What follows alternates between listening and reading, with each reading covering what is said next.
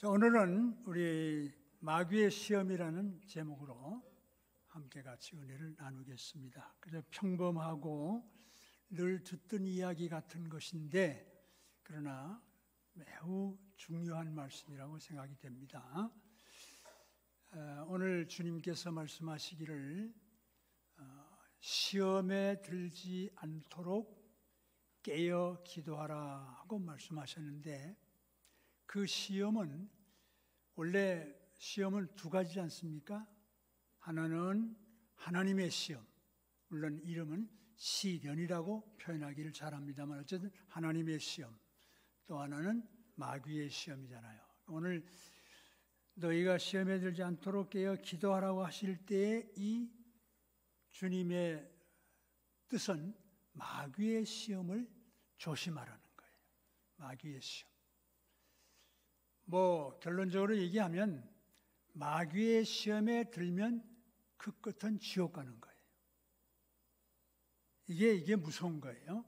근데 우리가 그걸 쉽게 그걸 깨닫지 못하고 그냥 마귀의 시험 속에서 그냥 살아가는 거예요.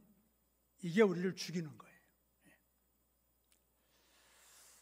자, 그럼 오늘 이 마귀의 시험에 든다고 하는 말, 그걸 다른 말로 바꾸면 마귀의 속임수에 빠진다, 그런 얘기입니다.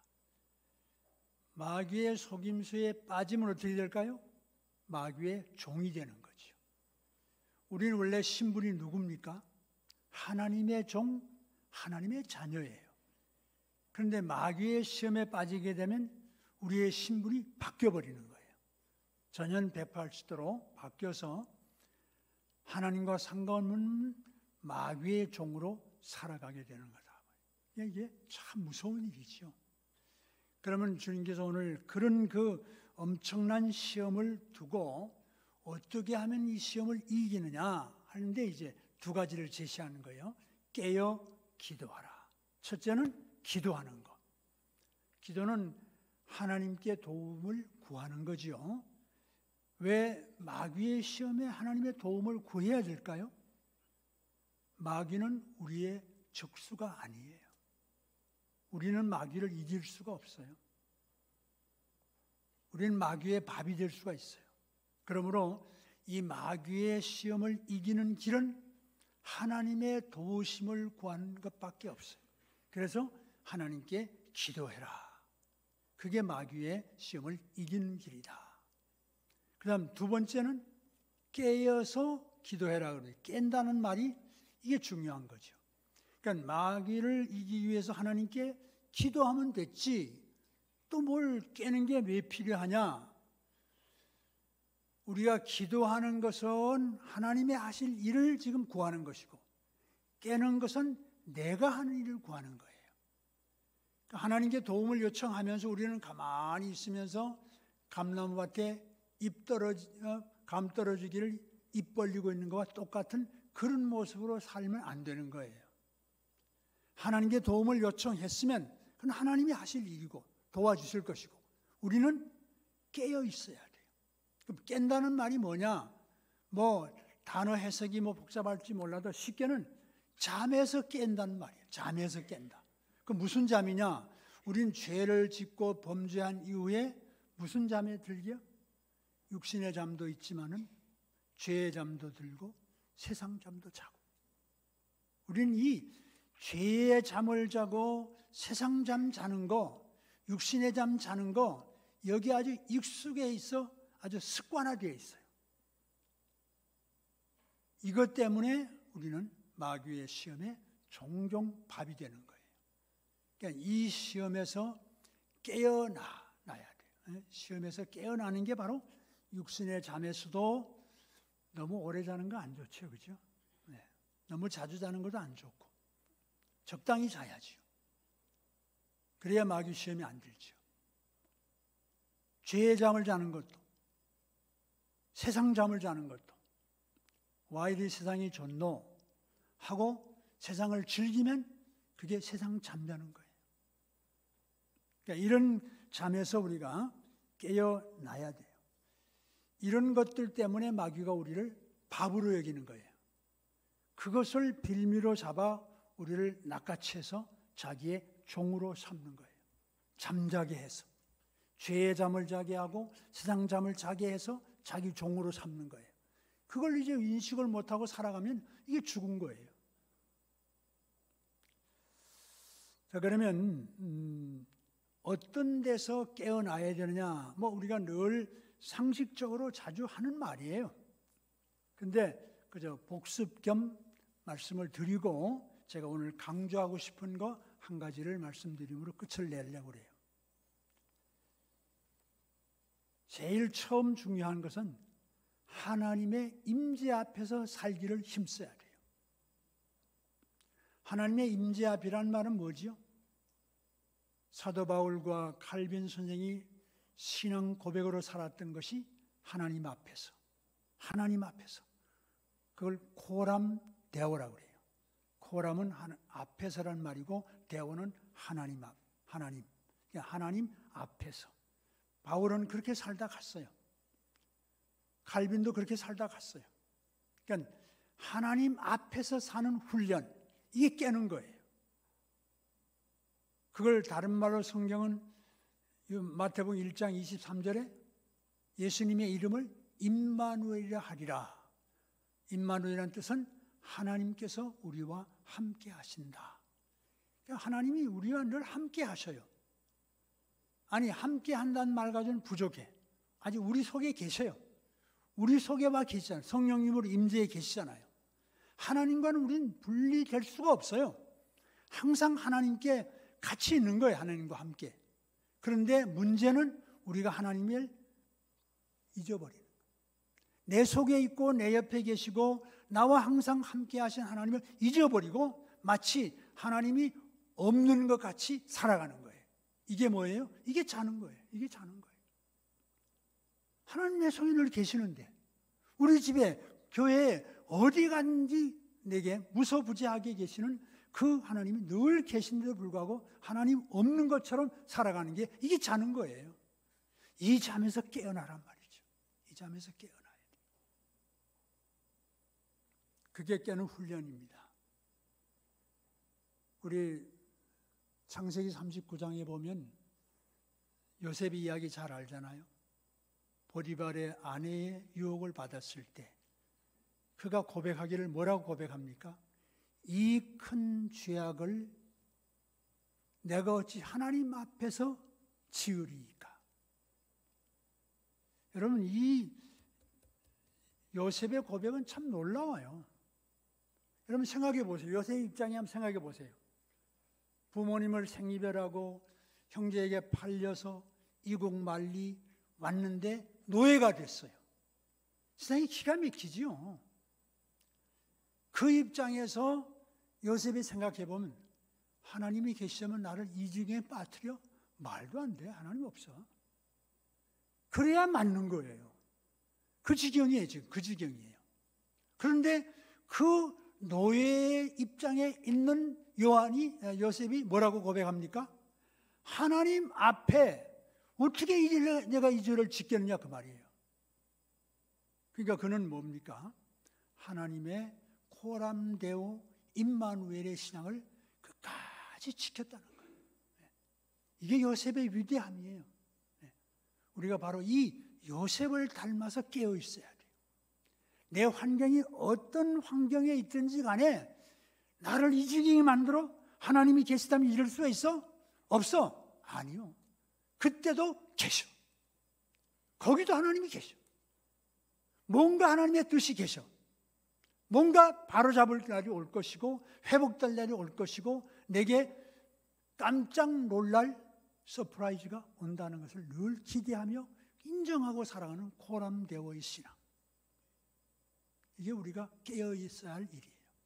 두 번째, 하나님을 절대 신뢰하는 것. 그러니까 하나님을 믿는다는 말은 더 쉽게 좋게 말하면, 더 우리에게 와닿게 말하면 신뢰하는 거예요. 하나님을 절대 신뢰하는 것. 이제 방금 얘기한 요셉의 이야기도 그렇지만은 하나님의 신뢰에 대해 얘기하라 그러면 욥을 뺄 수가 없죠. 욥이 어떻게 무슨 일을 당했는가 다 알잖아요. 기가 막히지요. 세상에 재산 하루아침에 날아가고 자녀가 다 죽어버리고 아내가 와서 하나님을 저주하고 죽어라! 그리고 도망갈 정도로 떠나가고 몸은 만신창이가 됐고 그런 지경에서 욥이 뭐라고 고백해요?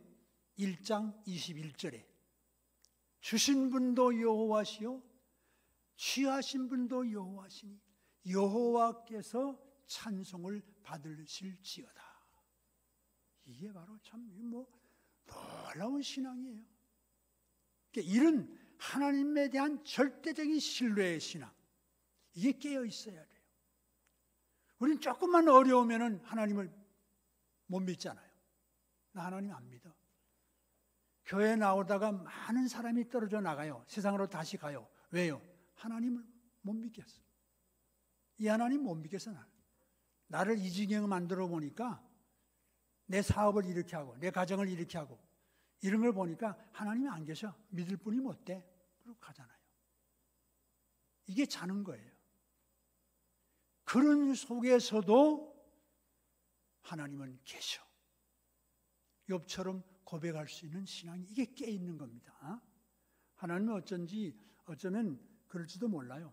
그런 어려움 속에 빠뜨려 놓으시고 우리에게 이래도 나를 믿겠느냐 하고 질문하신지도 몰라요. 그럴 때 여러분 뭐예요? 아니 안 믿어요. 이게 아니라 예 믿습니다. 이게 깨는 거예요. 이게 깨는 거예요. 세 번째는 죄를 회개하는 거예요. 죄를 회개하는 게 늘 자주 듣는 얘기라서 이게 뭐 아무것도 아닌 것 같은데 여러분 죄가 얼마나 무서운지 아세요? 요한복음 6장 23절에 뭐예요? 죄의 삭은 뭐라고요? 사망이라니까요. 사망은 지옥이라는 뜻이에요. 죄를 해결하지 아니하면 지옥이에요. 그럼 여기 앉아있는 이유가 뭐예요? 지옥 안 가려고 오잖아요.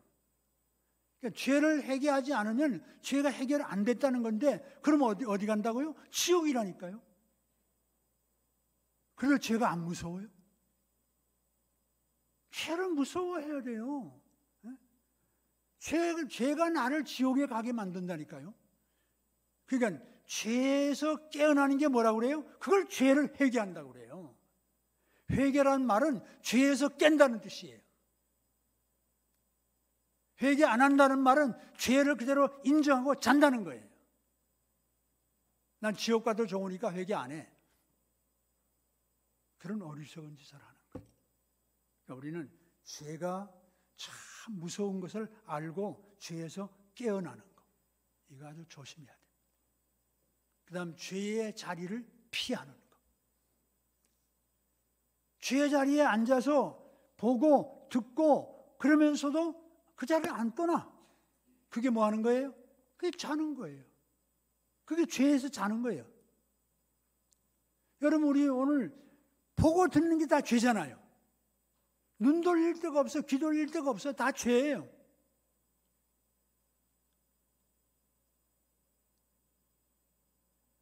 이제 금방 예를 들었던 요셉은 죄의 자리에서 어떻게 해요?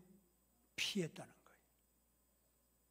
보디발 아내가 유혹할 때 그대로 앉아서 사모님 이러지 마세요. 이러지 마세요. 이게 아니고 옷을 훌쩍 벗어던지고 도망갔다는 거예요. 이게 깨는 거예요. 이게 깨는 거예요. 죄의 소리가 들리면 안 듣는 거예요. 보이면 안 보는 거예요. 그 자리를 떠나야 그게 깨는 거예요. 그 자리에 앉아서 나는 괜찮아. 뭐 이 정도는 뭐 다. 그게 자는 거라니까요. 그런 잠에서 깨어나야 돼요. 피할 줄 아는 것이 이게 지혜예요. 이게 사는 길이에요. 그 다음 욕심을 버려야 돼요. 욕심이 우리를 망하게 만들어요. 욕심 때문에 얼마나 많은 사람이 망가지고 손실을 보고 고통당하는지 몰라요. 그 왜 그럴까요? 예. 야고보서 1장 14절에 그렇게 얘기했어요. 오직 각 사람이 시험을 받는 것은 자기의 뭐에? 욕심에 이끌려 미혹됨이니. 사탄 마귀의 시험을 지금 무서워하자 그러잖아요. 피하자 그러잖아요. 근데 아주 직접 야고보 사도가 아주 대놓고 얘기하잖아요. 마귀의 시험에 드는 이유는 까닭이 있어. 하나 뭐예요? 욕심 때문에 그래요. 욕심 때문에. 욕심 부리다가 사탄에게 잡히는 거예요. 사탄의 종되어 버리는 거예요. 좀 더 돈 벌려고, 좀 더 높은 데 자리 올라가려고, 좀 더 내게 유익되는 걸 뭐 찾으려고 욕심 부리다가 사탄에게 딱 잡히는 거예요. 종되는 거예요. 그럼 망하는 거예요. 그 다음에 이어서 야고보 사도가 뭐라고 그래요?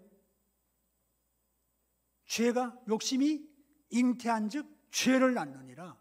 죄가 장성하면 사망을 낳느니라. 욕심이 곧 죄를 낳는다니까요. 그게 버려야 돼요. 욕심을 그대로 가지고 있다는 것은 잔다는 거예요. 아직도 괜찮아. 그리고 거기서 죽어가는 거예요.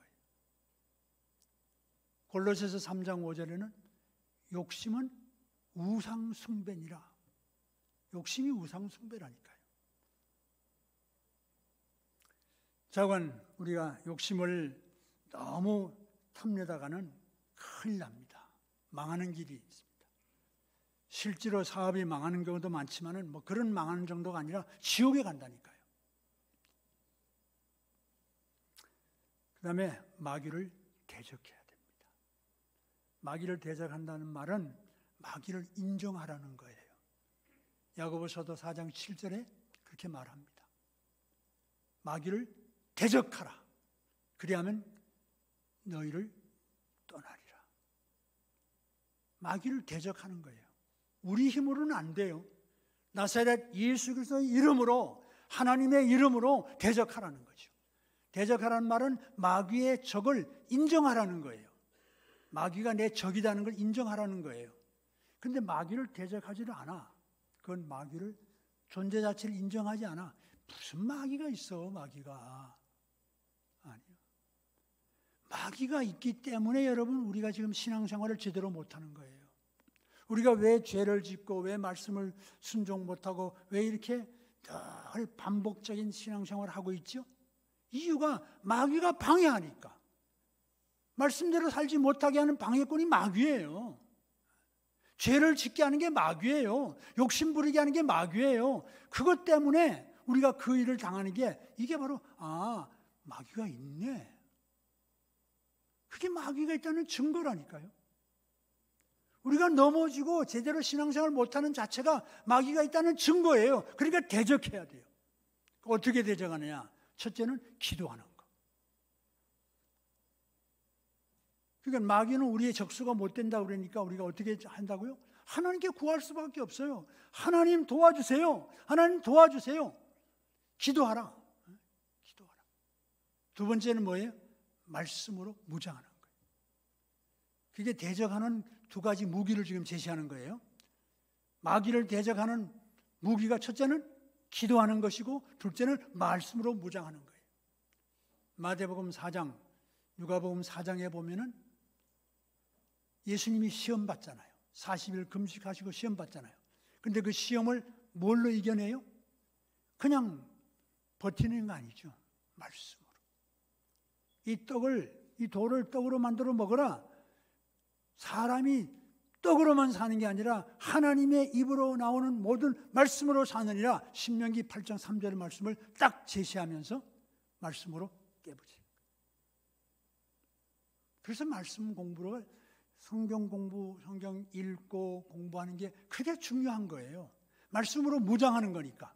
뭐 하려고? 마귀를 이기려고. 마귀의 시험을 이기려고 말씀으로 무장해서 이겨내는 거예요. 그게 무기니까.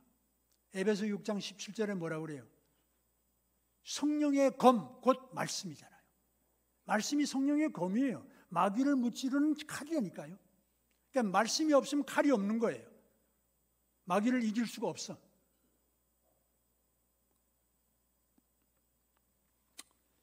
이제 마지막 하나 더 제가 아까 말씀드린 대로 강조하고 싶은 거. 그러니까 앞에서 말한 그 8가지 내용을 쭉 제가 예를 들었는데 매우 중요해요. 강조해도 모자라요. 그런데 우리가 이거는 들어가지고 그냥 입에서 뭐 그 듣더니 뭐 이러고 마니까 이거 제발 좀 명심하시고요. 오늘 아주 쉽게 사소하게 무시하는 거, 그게 뭐지요? 말하는 거. 말. 우리 말하는 거 세금 안 낸다고요? 얼마나 함부로 하는지 몰라요. 얼마나 그냥 낭비하는지 몰라요. 그냥 뭐든지 그냥 말로 썰썰썰썰 해가지고 시험 들고 그냥 갈라지고 긴장되고 반복하고 불화하고, 이게 부부간에 가정에서 직장에서 교회에서 난리 나잖아요. 말을 삼가 조심해야 돼요. 말은 심리학에서 두 가지로 가르더라고요. 하나는 사리대화, 감성대화. 사리대화라는 것은 상대방을 앉혀놓고 내가 주도적으로 자기 주체적으로 설명하고 설득하고 비판하고 판단하고 시시비비를 가려서 문제를 해결하려고 하는 게 이게 사리대화예요. 감성대화는 뭐냐? 상대방을 앉혀놓고 내가 주도적으로 하는 게 아니라 상대방 중심으로 상대방 본의로 들어주고 이해하고 위로하고 격려하고 용기를 줘서 세워주는 것. 이게 감성대화예요. 근데 우리는 감성대화보다 무슨 대화가 주특기예요? 잘하는 게 뭐예요? 사리대화잖아요. 쉽게 예를 들면은 남편이 직장에서 집에 와가지고 가방을 휙 던져버리면 에이, 나 이제 회사 안 가. 그러면서 막 화를 내면, 그럼 아내가 그걸 받아가지고 아니 안 가면 우리는 뭐 먹고 살아? 당신 혼자 회사 다녀? 이 차려들어 이 원수야. 그러잖아요. 그게 무슨 대화예요? 그게 사리대화예요. 그 얘기를 들으면 남편이 그러네. 내가 안 가면 우리 가족이 굶어 죽네. 내가 그걸 몰랐네. 마누라 고마워. 그럴 남편이 있을까요? 없어요. 뭐야? 난리 나는 거죠. 그냥 막 난리 나는 거죠. 그때부터 말 안 하기로. 그죠? 집 나갈 수도 있어요. 이혼한다 소리 나올 수도 있어요. 난리 나요. 이게 사리대화예요. 그런데 그걸 바꾸어서 아내가 바꾸어서 여보, 당신 참 힘들겠구나. 우리 먹여 살리느라고 많이 힘들지. 미안해 여보. 그러면서 흐느껴 운다면 그 남편이 어떻게 해요? 가슴이 내려앉죠. 여보 미안해. 내가 잘못했어. 아니야, 내가 회사 나갈게. 걱정하지 마. 이게 감성대화의 힘이에요. 이 감성대화의 힘이에요. 부엌에서 그릇이 쨍그랑하고 깨어졌어. 그럼 남편이 쫓아나가서 조심하라 그랬잖아. 조심 좀 해. 그게 뭐예요? 사리대화야. 하나도 안 틀렸어. 조심하면 안 깨지지. 근데 조심 안 하니까 그러지. 맞아.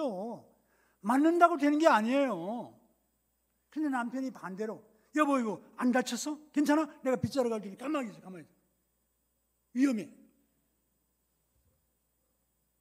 이게 바로 감성대화예요. 이게 감성대화예요. 그러니까 감성대화를 하면 화목하게 되고 서로 다정하게 되고 더 가까워지는데, 사리대화하면 점점점 멀어진다니까요. 싸움만 점점점 골이 깊어진다니까요. 그러니까 우리 사람들이, 저도 그렇고 여러분도 그렇고 다 그렇게 살아왔어요. 우리 마누라하고도 많이 싸웠어요. 그것 때문에. 왜 사리대화를 좋아할까요? 우리 죄성 때문이에요. 교만 때문에. 사리대화를 왜 하느냐? 내가 너보다 한 수 위야. 내가 똑똑해. 그러니까 조심해. 너 회사 안 나가면 굶어 죽는다고 우리 다 알아. 그러니까 한 수 위라 이거죠. 그러니까 사리 대화하는 사람의 입장은 교만. 내가 한 수 위다 너보다. 교만 버리세요. 교만 아무 쓸모 없어요. 그건 사단의 밥만 돼요. 마귀의 시험거리만 돼요. 아무 의미가 없어요. 내가 똑똑해, 내보다 너 한 수 위하라고 할 사람이 있다면 예수님 말고 더 누가 있어요? 예수님이 더 훌륭하잖아요. 근데 예수님은 그렇게 안 해요. 자, 예를 들어 예수님 대화를 한번 봅시다. 예를 들어서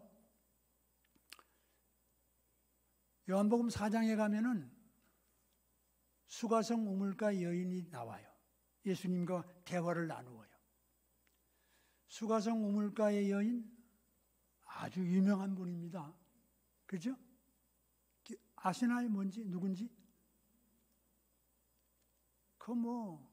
클레오파트라가 문제가 아니에요. 엘리자베스 테일러가 문제가 아니에요. 유명한 분이에요. 남편이 5, 그러다 플러스 1. 대단한 여자예요. 근데 이 여자를 보는 예수님의 눈에 이제는 피할 수가 없어. 사리대화야. 사리대화 대상이야, 이 사람은.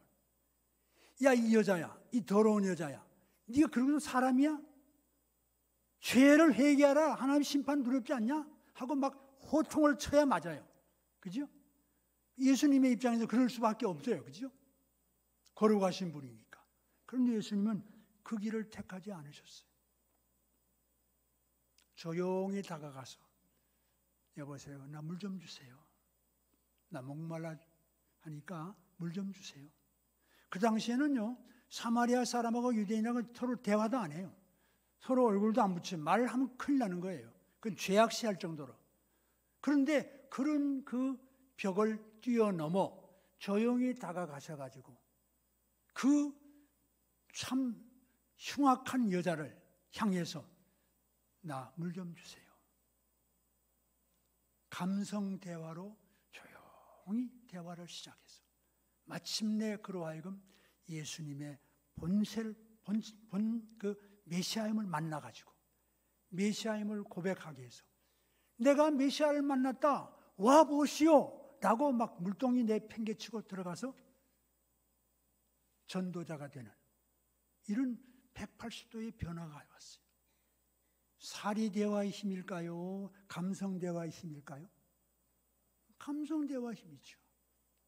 만일 사리대화를 했다면 그 여자 안 변해요. 남이야, 네가 뭔데? 그렇게 됐겠죠. 그죠? 자, 요한복음 8장에 보면은 가나마다 현장에 잡힌 여인이 나와요. 이 사람 무슨 대화예요? 사리대화 대상이에요, 분명히.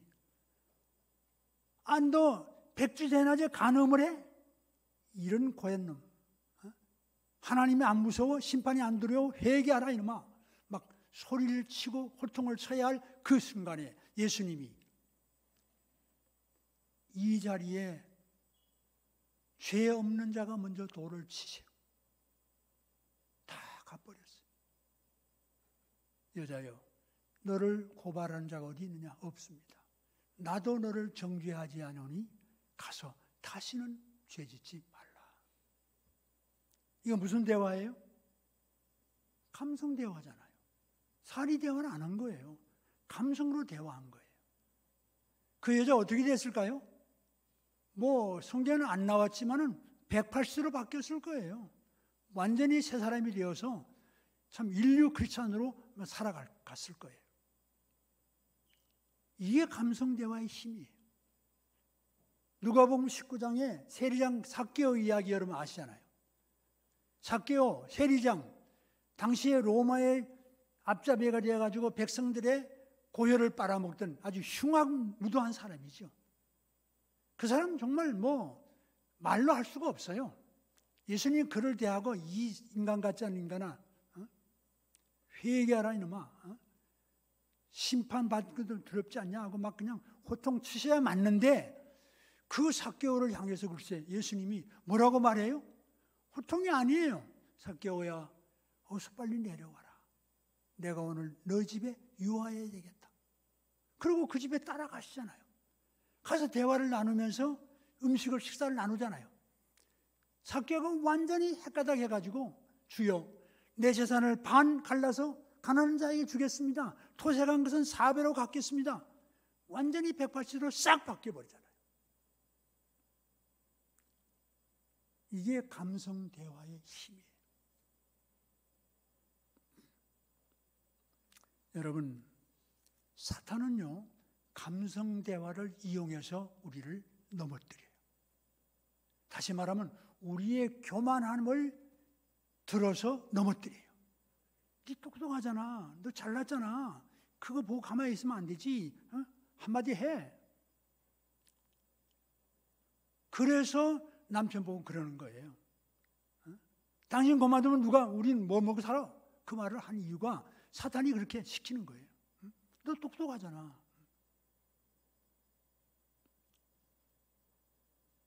여러분, 이제 우리는 제발 좀 그런 사리대화하지 맙시다. 물론 사리대화가 100% 없는 건 아니에요.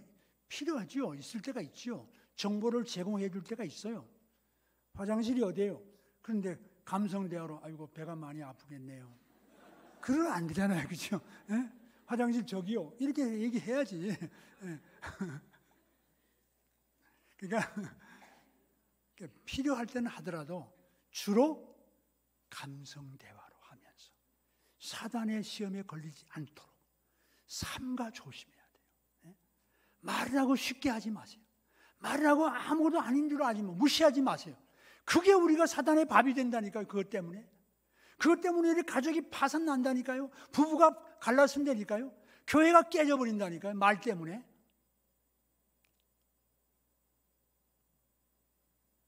자, 이제 우리 남은 여생 좀 사탄의 시험이 참 무서운 걸 알고요. 함부로 보지 마세요. 사탄은 우리를 시험해서 하나님과 갈라놓고 우리 모든 사람과의 관계를 끊어놓고 우리를 결국 망하는 지옥길로 이끄는 역사를 하는 것이 사탄의 시험이에요. 여기에 속지 마세요. 말 한마디로 조심하면서 정말 삼가 조심하면서 천국까지를 조심해서 그래서 우리 잘 살고 천국에 입성하시는 여러분 되시기를 축원합니다. 자, 기도 한번 하는데 우리 같이 함께 한번 잠깐 머리 숙여서 우리 자신을 한번 돌아보는 시간 가집시다. 몇 초일지라도 한번 내가 지금까지 어떻게 살아왔나. 사단의 시험을 무시하고 살아왔고 사리대화를 반복듯 하면서 마귀의 종노릇 하며 살아왔구나. 깊이 반성하면서 이제 삼가 조심하고 천국까지 잘 살도록 해달라고 한번 기도하겠습니다. 주여 감사합니다. 아버지, 우리는 그동안 너무 똑똑했습니다. 너무 잘났습니다. 그래서 사리대화를 주고 비판하기를 주고 성남들보다는 공부만 되기를 원해. 주여, 그래서 우리는 얼마나 많은 불행을 자초하면서 얼마나 많은 부부의 갈등을 주여, 이 어리석은 저희들을 용서해 주시고 이제 남은 여생은 정말 사단의 시험을 겁내면서 삼가 조심하면서 깨어서 기도하게 하시옵소서. 말 한마디도 조심하게 하시옵소서. 그래서 주 선날까지 잘 다름질하게 해 주옵소서. 주여, 하나님 아버지, 우리의 삶을 뒤돌아보면 정말 우리가 너무나 겁없이 살고 사단의 시험에 종노릇하며 살고 늘 사리대화를 반복하며 우리의 교만을 표출해서 모든 사람과의 관계를 끊어놓고 가족을 불화만들고 부부가 불화만들고 교회를 깨어놓는 이런 엄청난 죄악을 저질며 살아왔던 삶을 고백합니다. 주님, 용서해 주시옵소서. 이제 말씀으로 깨달아 싸우니 사단의 시험을 무서워할 줄 알게 하시고 이제부터 깨어서 기도하게 하시고 무시하던 말 한마디도 삼가 조심하면서 잘 다름질 쳐서 마침내 천국에 잘 입성하는 주의 거룩한 백성들이 되게 해 주시옵소서. 예수님의 이름으로 간곡히 기도하옵나이다. 아멘. 이제는 우리를 구원하신 예수님의 은혜와 하나님의 한량없인 사랑과 성령님의 감화 감동하심이 지금까지 죄를 무서워하지 아니하고 사단의 시험을 겁내지 아니하고 함부로 살아왔던 자들의 삶을 철저히 회개하고 반성하면서 이제 남은 여생은 사단의 시험을 무섭게 여기며 깨어서 기도하며 우리가 늘 무시하고 살아가는 말 한마디도 삼가 조심하면서 잘 다름질 쳐서 천국까지 안전하게 입성하기를 소망하는 이 모인 모든 아버지의 자녀들 한 분 한 분의 심령 위에와 이 교회 위에 이제로부터 영원 무궁토록 함께 있을지어다. 아멘.